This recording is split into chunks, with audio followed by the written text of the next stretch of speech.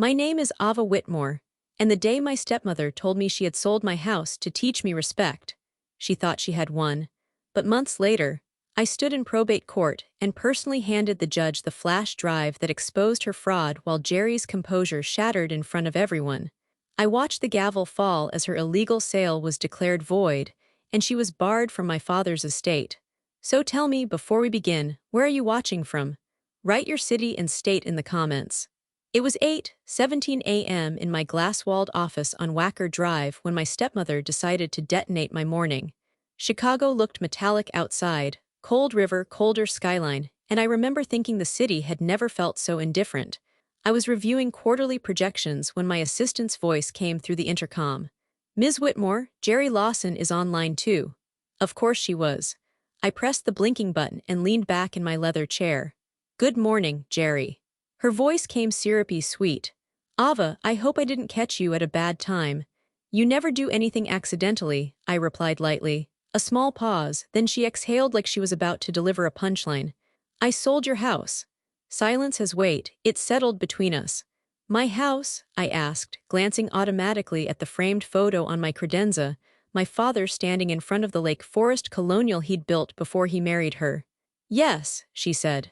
"Well, technically it was in your father's name, and as his widow, I made an executive decision."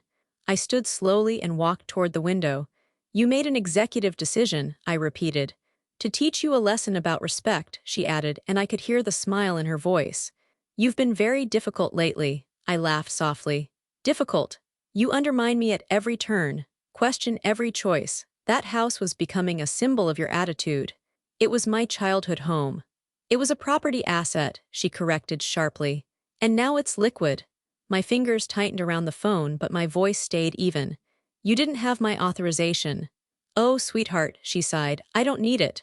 There it was, the performance of authority. The tone she'd perfected during my father's final year, measured, maternal, utterly false. "You're at work, aren't you?" she continued. "Probably in one of those power suits. You think because you're a corporate VP at 32 you can challenge me." "I don't think," I said quietly. "I verify." She ignored that. "The buyers close in 10 days, it's done." 10 days, my gaze drifted to my desk drawer.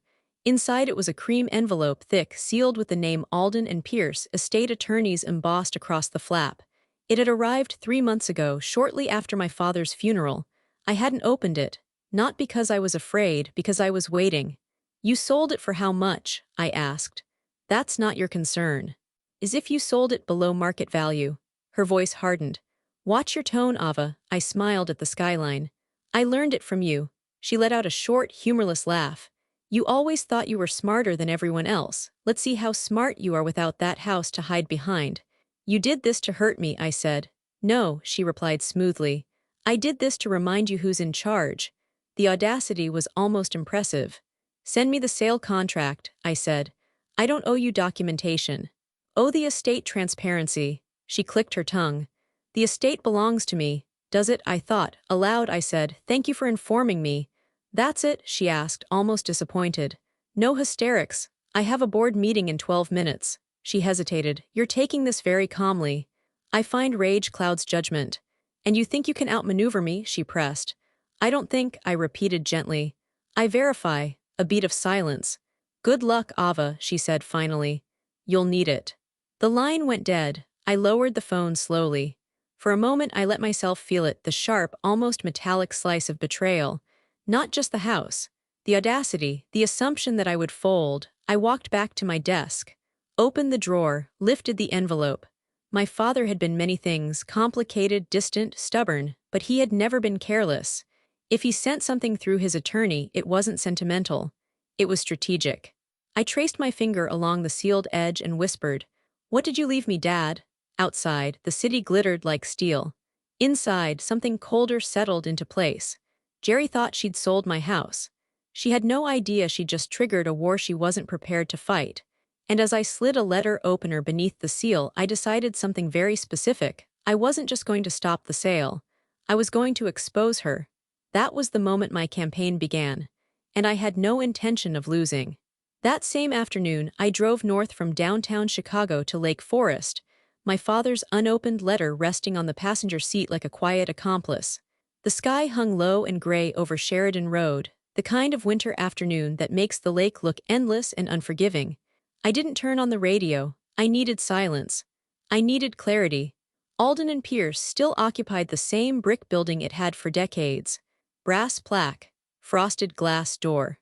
The faint scent of polished wood and old paper the moment you stepped inside. Mr. Charles Alden had been my father's attorney for 30 years. He was in his late 60s now, precise, silver-haired, with the posture of a man who had built his life on discretion. His assistant, Marjorie, looked up as I entered. "Ms. Whitmore, we weren't expecting you." "I know," I said. "Is he available?" A moment later, his office door opened. "Ava," he said, surprise flickering across his face. "Come in." His office hadn't changed since I was a teenager waiting on leather chairs while my father finalized contracts. Mahogany desk, floor-to-ceiling bookshelves, a clock that ticked too loudly. He gestured for me to sit. "I assume this isn't a social call." I placed the opened envelope on his desk. "Jerry called this morning." His jaw tightened almost imperceptibly. "And she told me she sold the Lake Forest house." He didn't react with shock. He reacted with irritation. "She what?" His tone was controlled but sharpened. "She claims she has the authority as his widow." Alden leaned back slowly.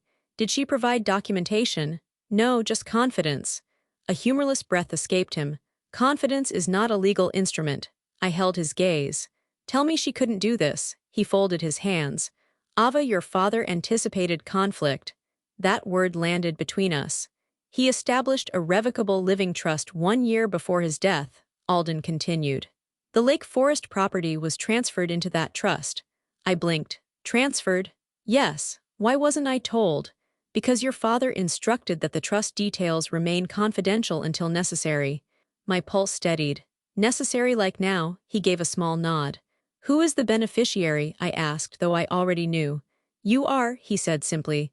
"Sole beneficiary of the property. Jerry has no authority to sell it." The air shifted in my lungs. For the first time since that phone call, I exhaled fully. "She can't legally execute a sale," I clarified. "She can attempt to," Alden replied, "but it would constitute fraud." I almost laughed. "She said she sold it to teach me respect." Alden's brows drew together. "Respect is not a clause in probate law." "Is the trust airtight?" I asked. "Your father was meticulous. The deed transfer was recorded. The trust is valid. Any sale without trustee authorization is voidable." "And who is the trustee?" A slight pause. "You are." The room went very quiet. "My father made me trustee." "Yes." A complicated emotion rose in my chest, something between vindication and grief. "He protected you the only way he could," Alden added quietly. I stared at the trust documents he pulled from a folder, my name printed in black ink where it mattered. "If buyers believe they've purchased the house," I began. "Then we move quickly," he said. "We file notice, freeze the transaction, and prevent transfer of title." "How long do we have?" 10 days, he repeated, referencing my timeline. "Then we begin tomorrow." I sat back, the steel returning to my spine. "She thought she could humiliate me," I said, "publicly." Alden studied me carefully. "What do you intend to do, Ava?" I met his gaze without hesitation. "I intend to correct her." For the first time, he smiled faintly. "Your father always said you were the one with sense." Outside the window, Lake Michigan stretched vast and cold, but it no longer felt threatening. It felt like territory. And this time I wasn't reacting. I was preparing. The next morning, I pulled into the circular driveway of my Lake Forest house just as a silver Lexus was backing out and a woman in oversized sunglasses was saying, "Oh, this has such potential." Potential. I parked across the street instead of in the drive. Strategy before emotion. From that angle, I could see cardboard boxes stacked near the garage, my childhood life reduced to staging props. Through the front windows, strangers moved slowly, critically, like they were inspecting produce. I stepped out of my car, smoothing the lapel of my navy coat. A tall blonde woman holding a clipboard stood near the door, greeting a couple in their 40s. Realtor, perfect blowout, smile that never reached her eyes. I approached casually. "Open house?" I asked lightly. "Yes," she beamed. "Are you a buyer?" I smiled back. "No, I'm a cousin, in town from New York. I grew up here." Her expression flickered just slightly. "Oh, how lovely." Lovely wasn't the word she meant. "I heard it was on the market," I continued. "Thought I'd see what changes were being made." She hesitated. The property has already received strong interest. I'm sure it has. I stepped past her before she could object. The smell hit me first, not the lemon polish my father used. Not the faint cedar from the hallway closet. Fresh paint, artificial vanilla diffuser, erasure. A couple stood in the living room. "Do you think we'd knock out that wall?" the woman asked her husband.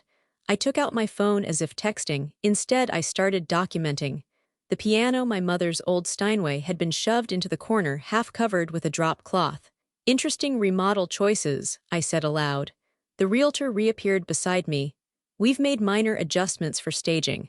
"You moved a 900-pound piano for staging?" I asked sweetly. Her smile tightened. A man in a tailored coat wandered over. "Great bones," he said. "What's the asking?" 2.3, the realtor answered quickly. 2.3 below market. My father would have called that lazy negotiation. I moved toward the dining room.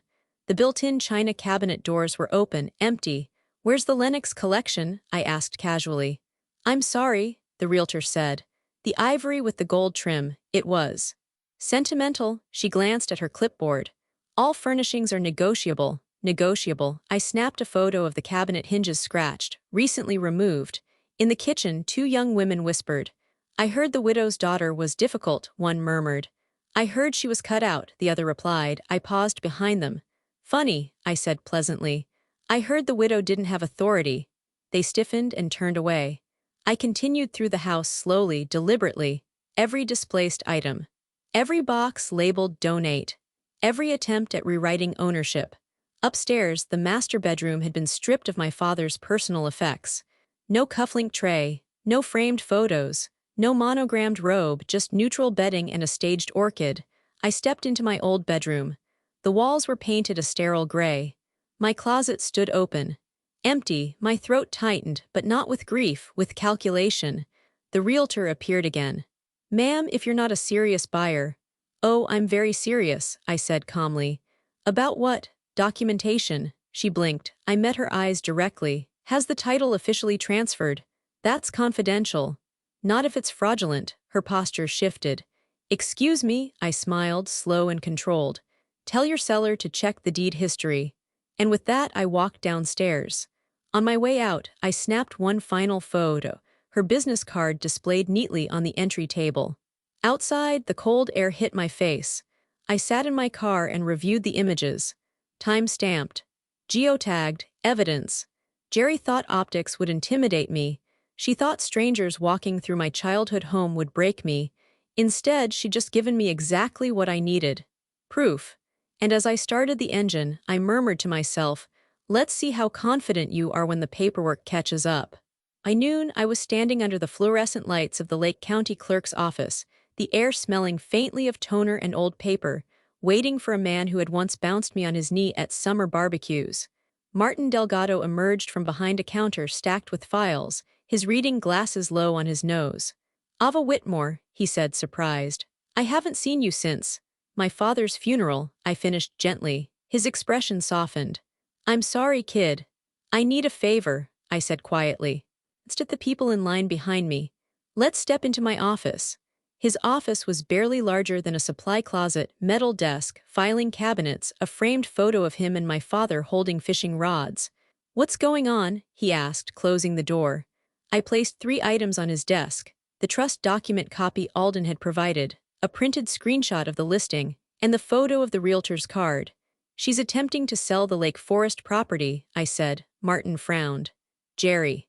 "Yes," he adjusted his glasses and began scanning the trust paperwork. His brows rose. "This was recorded," he muttered. "Deed transfer into the Whitmore Living Trust, trustee designation." He looked up slowly. Yes, she doesn't have authority," he said firmly. "I know, so what do you need?" "I need time," I replied. 10 days before closing." Martin leaned back. "Has title officially transferred?" "Not yet." He tapped the papers thoughtfully. "If she signed a contract misrepresenting ownership, that's fraud." "I don't want drama," I said calmly. "I want control." He studied me carefully as if seeing my father in my posture. "There's an emergency motion you can file," he said finally. "Temporary restraining order against transfer of title pending trust verification." "How fast?" "If I flag it personally," he paused. 48 hours, maybe less." I need it today.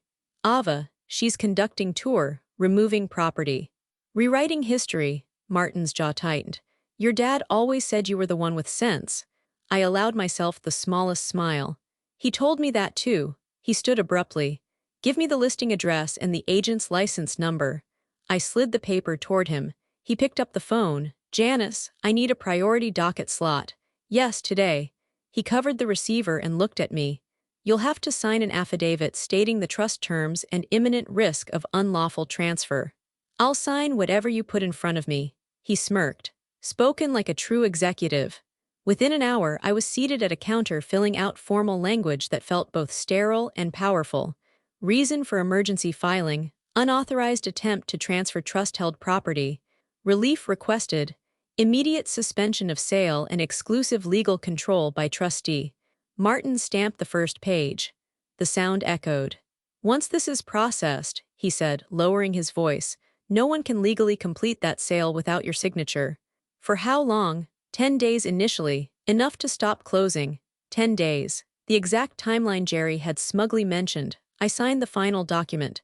Martin took the stack and disappeared through a back hallway. When he returned, he handed me a certified copy with a raised seal. Effective immediately, he said. I ran my thumb over the embossed edge. Does she get notified? I asked. Oh yes, Martin replied with quiet satisfaction. Her agent too, I stood.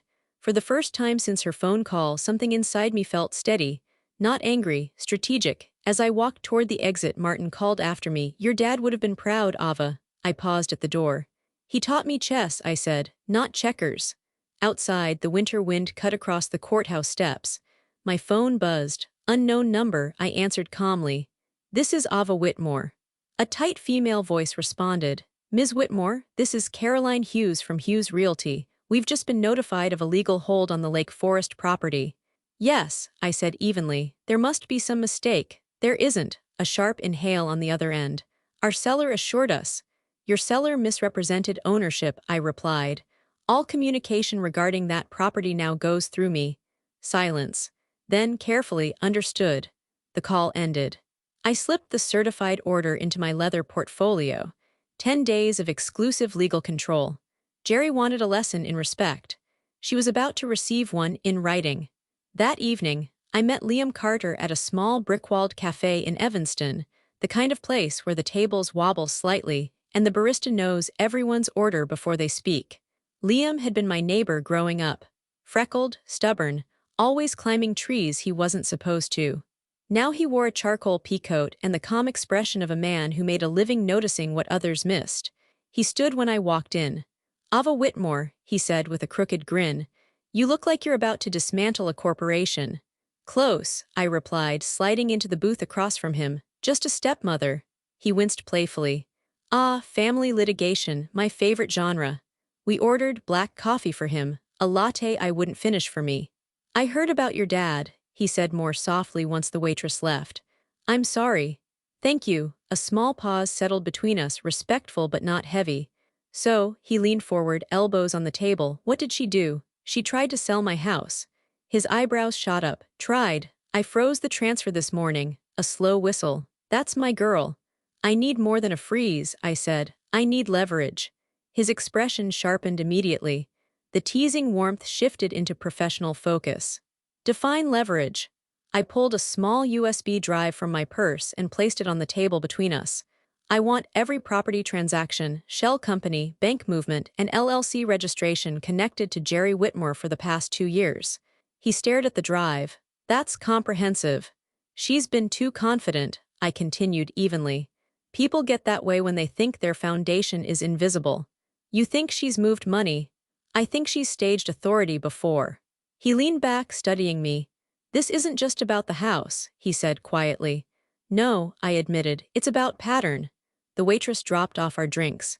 Liam waited until she left again before speaking. Okay, I can pull corporate filings, county records, cross-reference business entities. If she's transferred assets, refinanced property, opened holding companies, there'll be a trail. I want the trail. He picked up the USB but didn't pocket it yet. What's on this? Photos from the house. Realtor info, timeline notes. He nodded approvingly. Organized rage, I respect it. I allowed myself the faintest smile. I don't do chaos. Good, he said, because this could get messy. I'm not afraid of messy, I replied. I'm afraid of being blindsided. He tapped the table once. You won't be. Silence lingered, not awkward, just loaded. Does she know you froze the sale? He asked. Yes, and I imagine she's adjusting. He laughed quietly. Understatement of the year. I wrapped my hands around my cup, though the latte had gone lukewarm. I need to know if this house is the first attempt, I said, or just the one she thought she could get away with. You think she underestimated you? I think she miscalculated. He watched me carefully. You're calm. I'm deliberate. That's more dangerous, he murmured. Outside, early evening light dimmed into navy. Timeline, I asked. Give me 48 hours for surface-level records, he replied. 72 if she's buried anything. And discretion? My middle name. It's actually Michael, I said dryly. He grinned. Fine, my professional ethic. I reached into my bag again and slid an envelope across the table. He didn't look inside. You don't need to pay up front. I do, I said. This isn't a favor. He studied me for a moment longer, then finally tucked both the USB and the envelope into his coat pocket. Whatever she's hiding, he said quietly, we'll find it. Nodded once. For the first time since my father's funeral, I felt something that wasn't grief or fury. It was alignment, pieces moving into place. As we stood to leave, Liam paused. You know, he said lightly, most people would have panicked. I did, I replied, internally. And externally, I scheduled meetings. He laughed, shaking his head. Never change, Ava. I stepped out into the cool air, the lake wind sharp against my cheeks.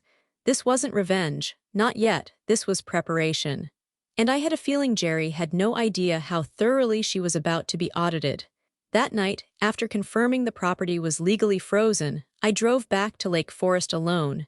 The house sat in the dark, stripped of its staged visitors, quiet in a way that felt almost watchful. I parked in the driveway this time. I wasn't sneaking. I was reclaiming. The restraining order gave me authority, but what I needed now was clarity. My father used to hide a spare attic key behind the left shutter, third slat down. He once told me, never trust obvious hiding places. I found it exactly where he'd left it. The metal was cold against my palm. Inside, the house smelled faintly of paint and something else, disturbance. I locked the door behind me and moved without turning on many lights. Upstairs hallway, linen closet, pull-down ladder. The attic hatch creaked as it lowered, dust drifting in the beam of my phone's flashlight. I climbed. The attic felt untouched by Jerry's staging, insulated, quiet, insulated from performance. And there, beneath a moth-eaten quilt near the far wall, sat the trunk. Dark green metal, scratched corners. My father's old travel trunk from before he built the company. My pulse slowed. I knelt beside it and brushed off the dust. The latch resisted for a second, then gave. Inside were file folders, envelopes, a small leather-bound notebook, and on top of it all a flash drive. White label. Black ink, GW, do not trust. My breath caught. GW Jerry Whitmore, not Jerry Lawson, her maiden name. Whitmore was the name she'd married into. Carefully, I set the flash drive aside and opened the first folder, bank correspondence, highlighted sections, unusual transfers circled in red, a sticky note in my father's handwriting, review pattern, discrepancies increasing. Another folder contained contracts, LLC registrations in Delaware, Nevada, different entity names. But one signature repeated. Jerry Lawson, not Whitmore, separate, intentional. My father had been tracking something or someone. I opened the leather notebook. Short entries, dates, amounts. Discussed with G-Ray, refinancing. Unapproved withdrawal $48K. Must restructure trust. Protect A. My throat tightened. He had known, not everything, but enough. The attic felt smaller suddenly, heavier with implication. I plugged the flash drive into my laptop. The screen flickered. A single folder opened. Inside, scanned emails, PDF bank statements, wire confirmations, and one audio file dated 8 months before his death. I hesitated only a second before pressing play. My father's voice filled the quiet attic, low, controlled. I will not authorize that transfer, Jerry. Her voice followed, sharper than I'd ever heard it. You're being paranoid. I'm being careful. You don't trust me. A pause. No, he said plainly. Not with this. Silence crackled between them. Then Jerry again, softer now. You're going to regret questioning me. The recording ended. The attic seemed to exhale. I stared at the laptop screen, my reflection faint against the black background. He had recorded her. He had archived evidence. He had labeled it clearly, "Do not trust." I sat back slowly, the weight of it settling into my bones. This wasn't about ego. This wasn't about grief. This was about sustained deception. And my father, meticulous, proud, stubborn, had realized it too late, or perhaps not too late, because he had left it for me. Every document in that trunk was dated within the last 2 years. Escalation, movement, preparation. I closed the laptop and gathered the most critical files into my leather portfolio. The flash drive went into my coat pocket. The rest I photographed carefully, every page, every note. Evidence. When I finally climbed down from the attic and locked the hatch behind me, the house felt different. Not violated.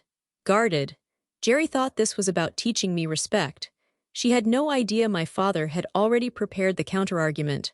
And as I stood alone in the foyer, hand resting briefly on the banister he'd installed himself, I made a quiet promise. I wouldn't just stop her. I would finish what he started. 3 days later, at 10:42 a.m., my assistant's voice came through the intercom, tight with uncertainty. "Ms. Whitmore, your stepmother is here. She says she won't leave." Of course she wouldn't. "Send her in," I replied calmly, closing the folder that contained copies of the trust and the flash drive now safely duplicated twice. Glass doors to my office swung open, and Jerry Whitmore entered dressed in theatrical restraint, black sheath dress, oversized sunglasses, a silk scarf knotted like she was walking into a memorial instead of a corporate headquarters. She removed the sunglasses slowly. "You've embarrassed me," she said without greeting. I didn't stand. That would imply I acted without cause. Her lips thinned. "You filed a restraining order against your own family." "I filed it against an unauthorized property transfer." She paced once in front of my desk, glancing at the skyline behind me. "You always did love an audience," she muttered. "This is a private office, Jerry. You humiliated me in front of buyers, in front of my realtor. You attempted to sell an asset you do not legally control." Her eyes flashed. "I was your father's wife. And I am the trustee." The word landed hard. She stilled. "You think a piece of paper makes you powerful?" she asked coldly. "No," I said evenly. "Compliance does." She leaned forward, palms pressing against my desk. "You are being vindictive." I folded my hands. "If I were vindictive, I would have filed criminal charges already." That caught her off guard. "Charges," she repeated, "for fraudulent misrepresentation. Possibly wire fraud depending on how earnest money was handled." Color drained slightly from her face, but she recovered quickly. "You wouldn't dare." "I don't bluff." Silence pulsed between us. "You've always been jealous of me," she said suddenly, switching tactics. "Of what your father and I had." I almost smiled. "You mean the refinancing disputes, the secret LLCs, the recorded arguments?" Her expression flickered, just a fraction, but enough. "I don't know what you think you have," she said carefully. I reached into my drawer and slid a single sheet of paper across the desk. A highlighted excerpt from the trust. Contest clause: any beneficiary who legally challenges the trust forfeits all residual interest. She read it, her jaw tightened. "If you attempt to contest my position as trustee," I said calmly, "you forfeit everything." "I am not a beneficiary," she snapped. "No," I agreed softly. "You're not." That hit harder. For the first time since she'd entered, she blinked. "You think this is over?" she asked, voice low. "No," I said. "I think it's clarified." She straightened slowly. "You're cold," she murmured. "I'm precise. You're going to destroy what's left of this family. I'm protecting what was mine to begin with." She moved toward the door, then paused. "Buyers are already talking," she said over her shoulder. "Neighbors too, there's gossip, you can't control that." "I don't need to control gossip," I replied. "I control documentation." Her hand tightened on the door handle. "You're not your father," she said sharply. "No," I agreed. "I finish things." She held my gaze for one long, charged second. Then she left. The glass doors closed with a soft click. My assistant peeked in. "Are you okay?" "I'm excellent," I said. Once alone, I allowed myself a slow exhale. The shift had happened, subtle but undeniable. For the first time, Jerry wasn't posturing. She was recalculating. And as I looked down at the duplicate flash drive resting on my desk, I realized something important. She still thought this was about stopping the sale. She didn't yet understand this was about exposure, and the board was finally tilting in my favor.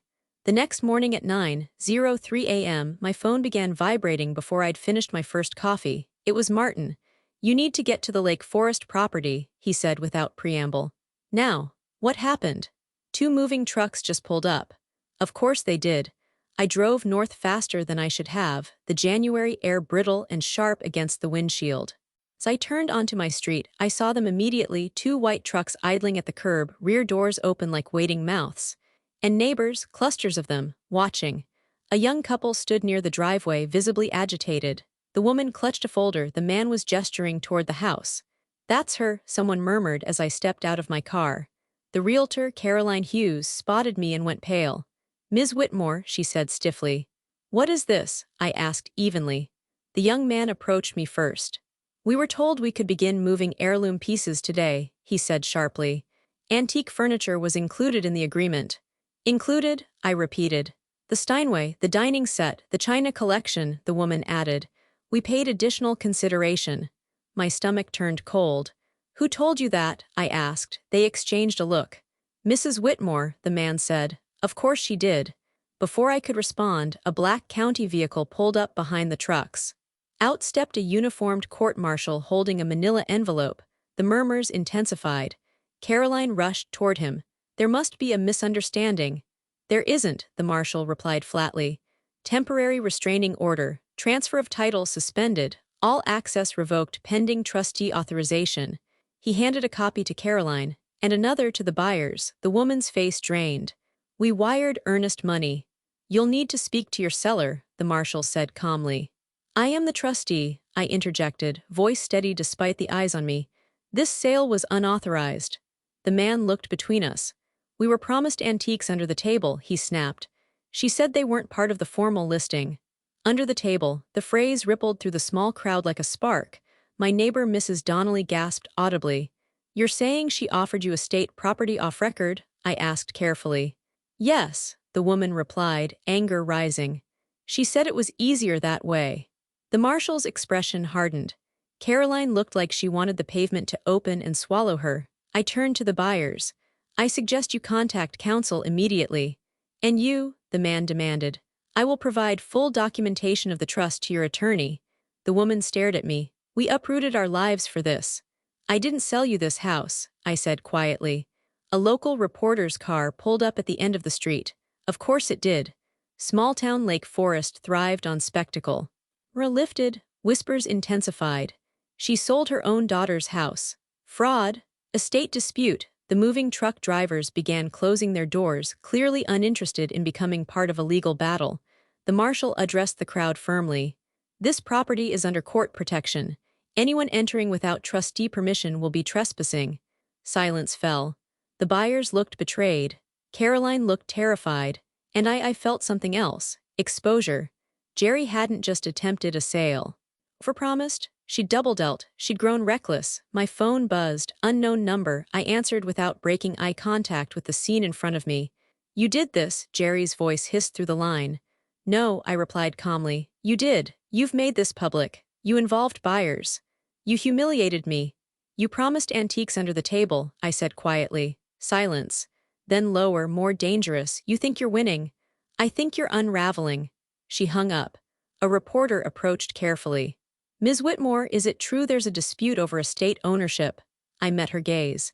"It's true there was an unauthorized attempt to transfer trust-held property," I said clearly, "and it has been legally suspended. Is fraud involved? I'll let the documentation speak." I turned and walked toward the front door, keys steady in my hand. Behind me, cameras clicked. Neighbors whispered. The buyers argued with Caroline. The trucks drove away. The scandal had detonated into public view. And for the first time, I realized something unsettling. Control wasn't just about paperwork anymore. It was about narrative. And the narrative was no longer private. It was spreading, which meant my next move had to be flawless. That afternoon, I sat at the far end of a long walnut conference table in Donna Hand's office on LaSalle Street, the city humming faintly beneath the windows, while legal pads and case files formed neat stacks between us. Donna Hands was in her mid-50s, sharp-eyed, impeccably dressed, and allergic to emotional decision-making. My father had respected her. That was reason enough for me. She adjusted her glasses and tapped the restraining order copy with her pen. You understand, she began calmly, that once we escalate this beyond civil correction, everything becomes discoverable. I assumed as much, I replied. That includes your financial records, business accounts, personal transactions. Any trust in your name. I held her gaze. I have nothing to hide. That's not the point, Donna said evenly. Litigation is exposure, even clean books get combed through. I folded my hands on the table. She promised buyers heirlooms off record. Donna nodded once. If proven, that's fraudulent inducement. I have audio of her arguing with my father about unauthorized transfers. Her pen paused midair. Audio? Yes. Recorded legally. He recorded it in his own home. Donna's eyes sharpened. That could matter. Silence settled between us, not heavy, just precise. Let's be clear, she said finally. Right now you've stopped the sale, that's containment. If you file a formal fraud claim, you're initiating attack. I'm aware. Are you prepared for countersuits, defamation claims, public narrative shifts? I thought of the reporter outside my house. I don't control gossip, I said quietly, but I can control facts. Donna studied me for a long moment. This is no longer about property, she observed. No, I agreed, it's about pattern. I slid a slim folder across the table, the copies from the attic trunk, highlighted wire transfers, LLC filings, notes in my father's handwriting. Donna opened it slowly. Her expression changed as she scanned the first few pages. These are not small discrepancies, she murmured. No, she turned another page. And this is all within 2 years. Yes. Donna leaned back, fingers steepled. If we pursue a fraud claim tied to attempted unlawful sale and potential misappropriation of estate-related assets, she said carefully, we trigger forensic accounting. That's what I want, she arched a brow. Most clients don't. I'm not most clients. A faint smile touched her lips. Clearly. She closed the folder and tapped it once against the table. There's risk, she said plainly. If your father's estate planning wasn't airtight in other areas, scrutiny could complicate matters. I'll take that risk. Why? The question wasn't legal, it was personal. I didn't answer immediately because the truth wasn't anger, it wasn't revenge. It's my father's name, I said at last. She used it as leverage. Donna nodded slowly. And your objective, she pressed, to expose her attempt, formally. Meaning, file the fraud claim, she exhaled softly. Once we file, she said, there is no quiet resolution, it becomes a matter of record. I don't want quiet. The room felt very still. Donna reached for a clean legal pad and began writing deliberately. All right, she said. We draft the complaint, attempted fraudulent conveyance of trust property, misrepresentation to buyers, potential concealment of asset transfers pending review. Her pen moved with measured certainty. You understand, she added, without looking up, this will draw attention. It already has. And if the spotlight turns toward you. I thought of the years I'd built my career brick by brick. I stand in it, I said simply. She stopped writing and met my eyes. Very well, Donna replied. Then we escalate. She turned the legal pad toward me. At the bottom, she said, you'll need to authorize filing. I picked up the pen. For a moment, I saw my father's handwriting in my mind, tight, deliberate strokes. Protect A. I signed my name beneath the complaint draft authorization. The ink dried quickly. Donna tore the page free and placed it in a separate folder. I'll have this filed within 48 hours, she said. Good. As I gathered my portfolio, she added quietly, power shifts are rarely clean, Ava. I'm not looking for clean, I replied. I'm looking for correct. Outside, Chicago's skyline reflected in the glass like polished steel. The scandal had already gone public. Now it would become official. And once paperwork entered the record, there would be no undoing it. That Saturday evening, I stood in the foyer of the Lake Forest house while Jerry paced near the fireplace, the winter light fading behind her like a curtain about to drop. She had insisted we speak privately. No lawyers, no audience. For once, she wasn't dressed for performance. No dramatic black, just a cream coat and visible fatigue. You've made your point, she said without looking at me. I wasn't making a point, I replied calmly. I was filing documentation. She exhaled sharply. Don't do that, don't talk like I'm a business problem.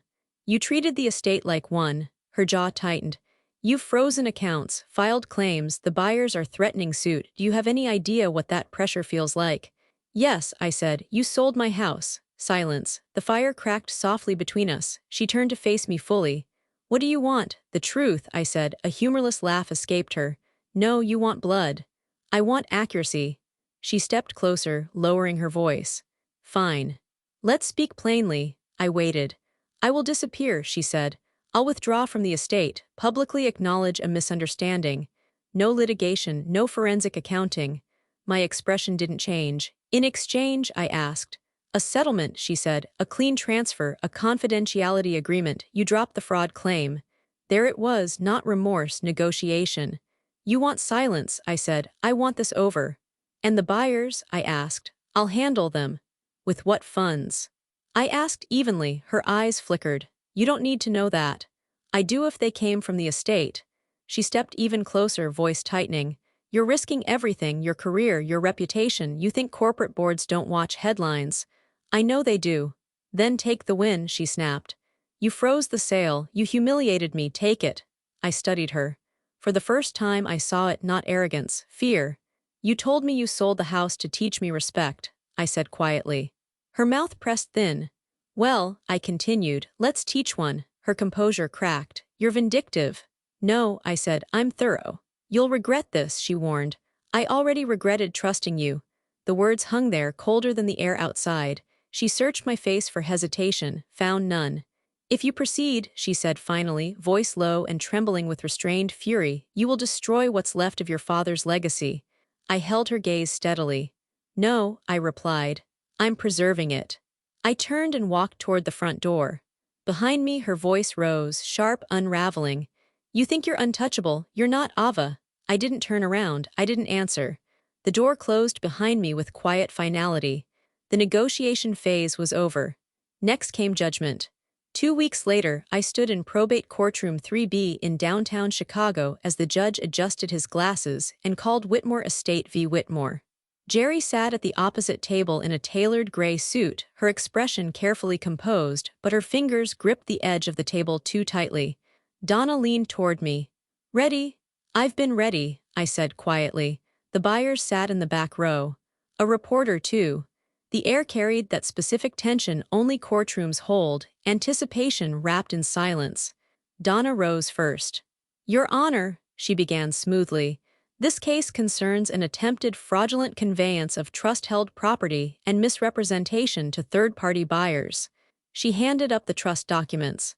Recorded 1 year prior to the decedent's passing, she continued. Ms. Ava Whitmore is the sole trustee and beneficiary of the Lake Forest property. Jerry's attorney stood. Your Honor, my client believed she retained spousal authority. Belief, Donna interrupted calmly, does not override recorded transfer of title. The judge examined the deed history. Mrs. Whitmore, he said, peering over his glasses at Jerry, did you review the trust before listing the property? Jerry straightened. I was under emotional distress after my husband's death. That wasn't my question. Silence. Donna placed another document before the bench. Additionally, Your Honor, we submit evidence of communications and financial records suggesting a pattern of unauthorized asset movement. Jerry's attorney objected. Speculation. Donna didn't flinch. We also have an audio recording. The courtroom stilled. My pulse remained steady. The recording played softly but clearly, my father's voice firm, Jerry's sharper, defensive. I will not authorize that transfer, Jerry. You're being paranoid. I'm being careful. The judge stopped the playback halfway through. That will suffice. He looked directly at Jerry. Mrs. Whitmore, this court finds that the Lake Forest property was held in trust at the time of listing. You had no legal authority to sell it. Her composure cracked just slightly. The attempted sale is declared void, he continued. All contractual obligations entered under misrepresentation are invalid. A quiet ripple moved through the courtroom. He paused. Furthermore, pending review of the submitted financial materials, this court orders Mrs. Whitmore barred from acting in any representative capacity over estate-related assets. The gavel struck. Sharp, final, Jerry stood abruptly. This is outrageous. Sit down, her attorney hissed. But it was too late, her voice echoed in the marble hallway as we exited. You think this makes you righteous, she snapped at me. You've destroyed everything. I stopped walking, turned. No, I said evenly. I ended it. Her mouth opened, but no words came. For the first time since this began, she had nothing left to leverage. Nothing left to perform, nothing left to sell. I walked down the courthouse steps into the cold Chicago air, cameras flashing lightly but not aggressively now. The narrative had shifted, not scandal, correction. Donna touched my elbow. It's done. I looked up at the skyline, steel and glass unshaken. Yes, I said quietly, it was done. The house was mine, my father's legacy intact. And Jerry out of moves. 3 weeks after the court ruling, I stood barefoot on the restored wooden planks of my back porch in Lake Forest, string lights glowing softly above a long farmhouse table set for 5.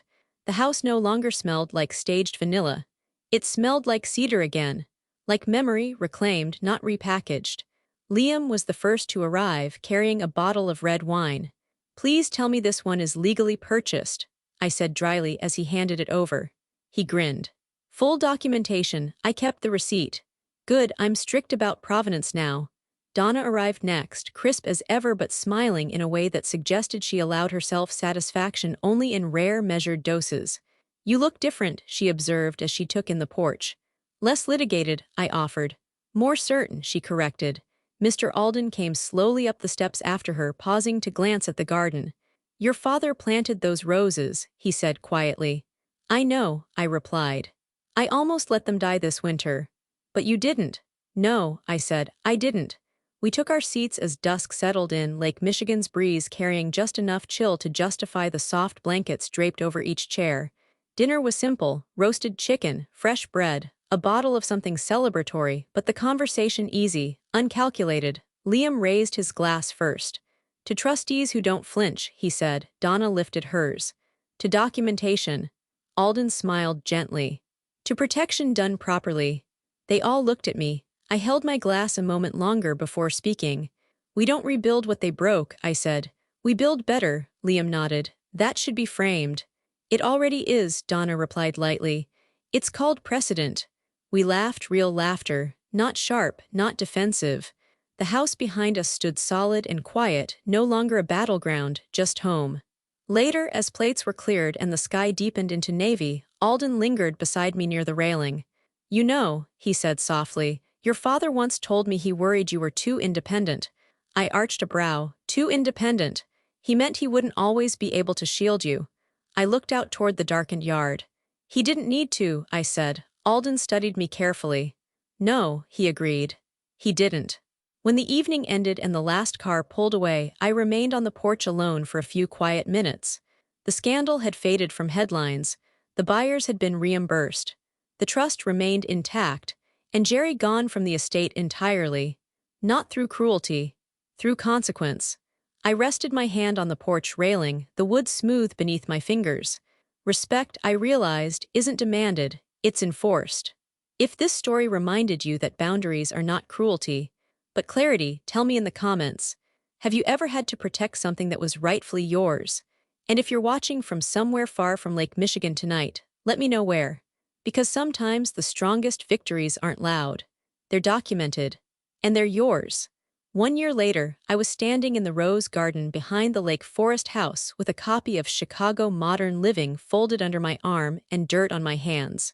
The headline read, Restored Legacy, Classic Architecture with Modern Authority. I almost laughed at that last word, authority. The photographer had captured the house at golden hour, windows lit warmly, porch polished, the piano back where it belonged near the front window. Not staged, lived in. A breeze moved through the roses, deep red blooms my father planted the year I left for college. I'd nearly lost them that first winter, distracted by court filings and conflict. Now they were thriving. Im's voice drifted from the porch. Are you admiring your media coverage again? I glanced over my shoulder. I'm admiring the landscaping. He walked down the stone steps, hands in his pockets. You know, he said casually, most people would have sold after all that. I'm not most people, I replied. That's becoming a theme. He reached for the magazine and skimmed the article. They called you a quiet force in preservation. Dramatic. Accurate. I crouched beside a rose bush, trimming carefully. After the court ruling, there had been attempts, small, indirect ones. A rumor here, a pointed comment at a charity event, but documentation outlasts whispers. Jerry had relocated out of state, quietly. No farewell announcement, no dramatic exit, just absence.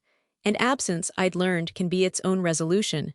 You ever think about how close it came? Liam asked. Yes, I said honestly. But close isn't the same as lost. He nodded. The garden fell quiet again. I unfolded the magazine and reread the final paragraph. For Ava Whitmore, restoration was not about nostalgia, it was about stewardship. Protecting what matters requires precision, patience, and an unshakable sense of ownership. Ownership. Not possession, responsibility. I brushed soil from my palms and looked up at the house, my house. Not because I fought for it, because it was always meant to be protected. Respect, I murmured softly, more to myself than to Liam, isn't taught. He tilted his head. What is it then? Earned, I said, and enforced. The roses shifted gently in the wind.